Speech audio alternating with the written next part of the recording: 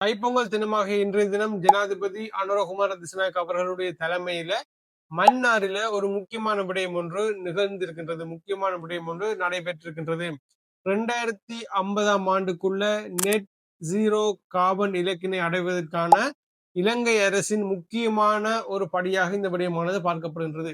இன்றைக்கு இந்த வீடியோ நாங்க இதை பற்றி தான் பார்க்க போறோம். அதாவது தைப்பொங்கல் தினமாகிய இன்று மன்னாரில ஜனாதிபதி அனுரகுமார் திசுநாயக்க அவர்களுடைய தலைமையில என்ன விடயம் நடந்திருக்குது.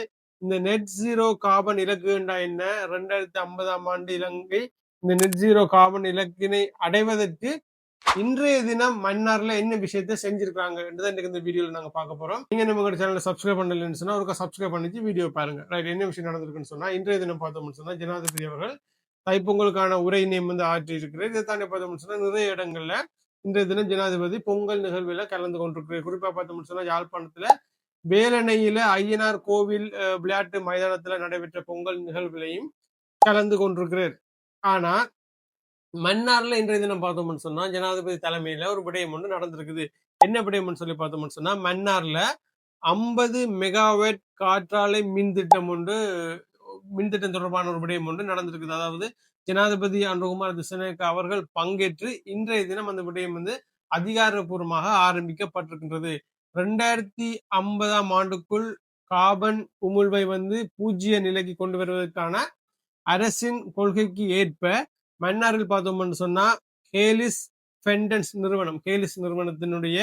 நிறுவனத்தினால உருவாக்கப்பட்ட 50 மெகாவாட் காற்றாலை மின் திட்டத்தின் கட்டுமான பணிகள் இன்றைய தினம் அதிகாரப்பூர்வமாக ஜனாதிபதி அவர்களுடைய தலைமையில மன்னார்ல ஆரம்பிக்கப்பட்டிருக்கின்றது. முதலாவது இந்த நெட் ஜீரோ கார்பன் இலக்குன்னு சொன்னா என்னன்னு சொல்லி பார்ப்போம். நெட் ஜீரோ கார்பன் இலக்குன்றது வேற ஒன்றும் இல்லை.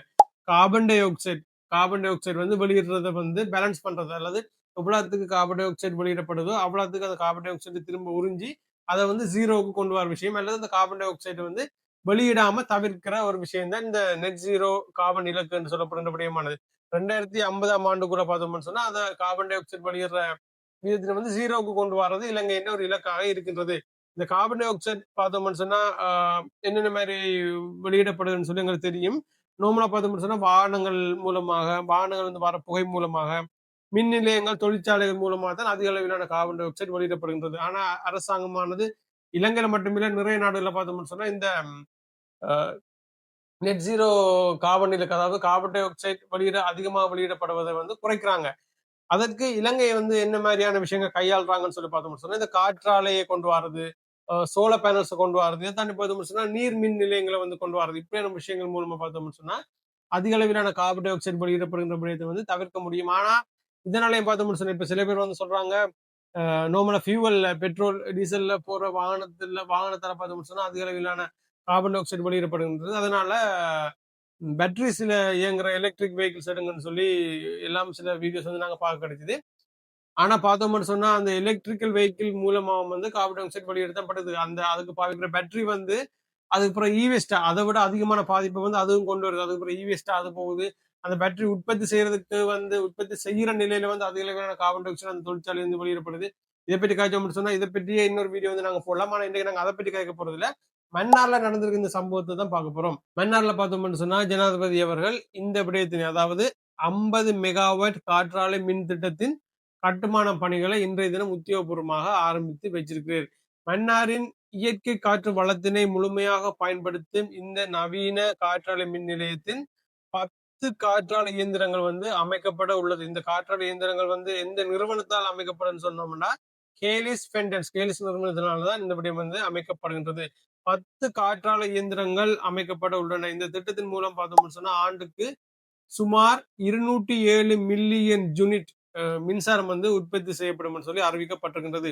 இந்த மின் திட்டத்தின் முக்கிய அம்சம் என்னன்னு சொல்லி பார்த்தோம்னா ஒரு யூனிட் மின்சாரம் உற்பத்தி செய்யறதுக்கு அமெரிக்க டாலர் 0.0465, அதாவது இலங்கை ரூபாய் அப்படி பார்த்தோம்னு சொன்னா கிட்டத்தட்ட 14 ரூபாய் தான் வருது. அதாவது ஒரு யூனிட் மின்சாரத்துக்கு பார்த்தோம்னு சொன்னா 14 ரூபாய் என்ற மிக குறைந்த கட்டணத்தில் அரசாங்கத்தினால வழங்கப்பட உள்ளது. இந்த திட்டத்தை பார்த்தோம்னு சொன்னா 2024ஆம் ஆண்டு மார்ச் மாதத்துக்குள்ள வந்து முழுமையாக நிறைவடைய போகின்றது. இந்த நிகழ்வில் கலந்து கொண்ட ஜனாதிபதி அவர்கள் இந்த நிகழ்வில் மன்னார் மாவட்டத்தின் வளர்ச்சியினை முன்னிலைப்படுத்தி பல முக்கியமான ஆவணங்களையும் வந்து அதிகாரப்பூர்வமாக கையெழுத்திருக்கிறார். அதாவது இந்த கட்டுமான பணியை ஆரம்பிச்சதோடு மட்டும் நிக்காம மன்னார் மாவட்டத்தின் வளர்ச்சியினை முன்னிட்டு சில முக்கியமான ஆவணங்களையும் வந்து அதிகாரப்பூர்வமாக கையெழுத்திருக்கிறார். அது என்ன மாதிரியான ஆவணங்கள்னு சொல்லி பார்த்தோம்னு சொன்னா, ஒரு ரோமன் கத்தோலிக்க தமிழ் கலவன் பாடசாலைக்கான ஸ்மார்ட் வகுப்பறை தொடர்பான ஆவணங்கள் வந்து கையளிக்கப்பட்டிருக்கின்றது. 200 குடும்பங்களுக்கான பாதுகாப்பான குடிநீர் வசதிகள்,